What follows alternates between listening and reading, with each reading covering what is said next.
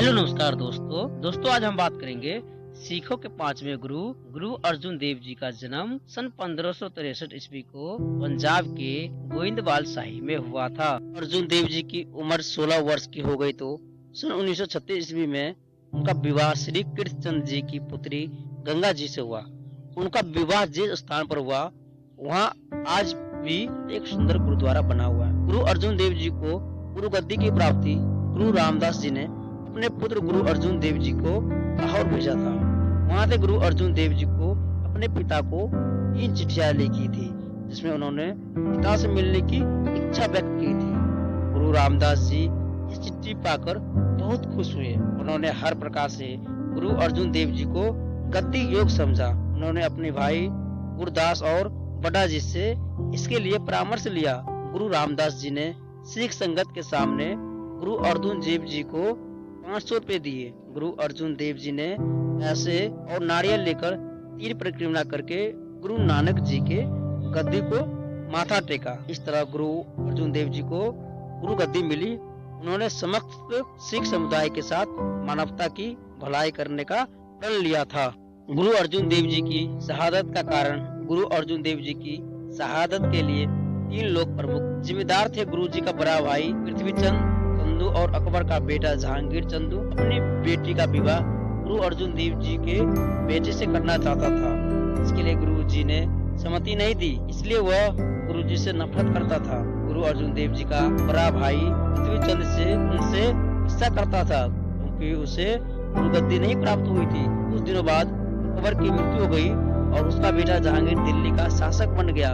चंदू और गुरु जी का बड़ा भाई पृथ्वीचंद उससे कान भरने लगे। जहांगीर एक कट्टर मुस्लिम शासक था। वह सिर्फ इस्लाम धर्म का सम्मान करता था और दूसरे धर्म का सम्मान नहीं करता था।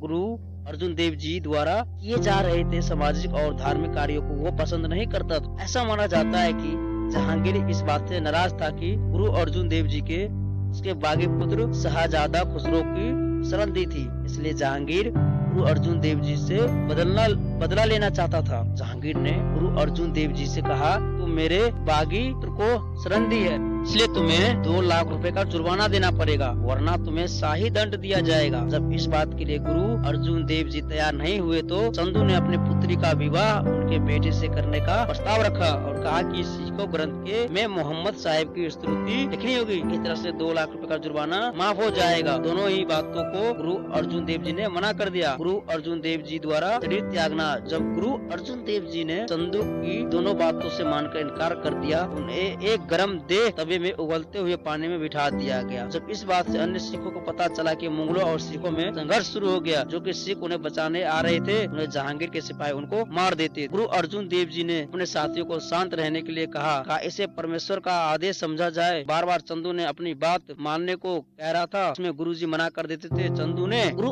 अर्जुन देव जी के ऊपर गर्म रेत भी डलवाई। गुरु जी शांत होकर तेरा भाना मीठा लगे, हरि नाम पदार्थ नानक मांगे वचन बोलते रहे के सभी सामर्थ्य त्रिह कर रहे थे। चाहकर भी वह गुरु अर्जुन देव जी जान नहीं बचा सके। गुरु जी के शरीर पर सब तरफ छाले पड़ गए। तीसरे दिन चंदू ने फिर गुरु जी को उसकी शर्त मानने को कहा से उन्होंने फिर से भी मना कर दिया। इस बार उसने गुरु जी को गर्म लोहे पर उठा दिया। लोग हाहाकार कर रहे थे। जब गुरु देव अर्जुन जी ने अपना अंतिम समय जानकर चंदू से रावी नदी में स्नान करने की बात कही, उसने आज्ञा दी। गुरु जी ने रावी नदी किनारे बैठ गए और जप्पू जी साहिब का पाठ करने लगे। उन्होंने श्री हरि गोविंद और अन्य साथियों का मेरी मृत्यु के बाद कोई शोक न करे, तार का हुक्म मानना, मेरे शरीर को जल में प्रभाव करना, का ही कार नहीं करना। गुरु सन 30 मई 1606 ईस्वी को अर्जुन देव जी शहीद हुए और सिख धर्म के शहीद होने वाले पहले गुरु थे।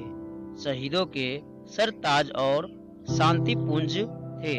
उन्होंने सिख धर्म को सबसे बड़ा तीर्थ स्थल हरमंदिर साहिब का निर्माण करवाया। आध्यात्मिक जगत में गुरु जी को सर्वोच्च स्थान प्राप्त है और उन्होंने कर्म ज्ञानी भी प्राप्त है।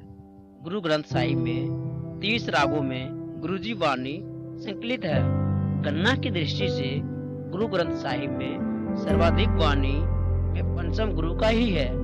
ये उनकी सूझबूझ की अनुमान है कि ग्रंथ साहिब में 36 महान वाणीकारों की वाणियां बिना किसी भेदभाव संकलित हुए। तो दोस्तों यह सब जानकारी आप लोगों को कैसा लगा?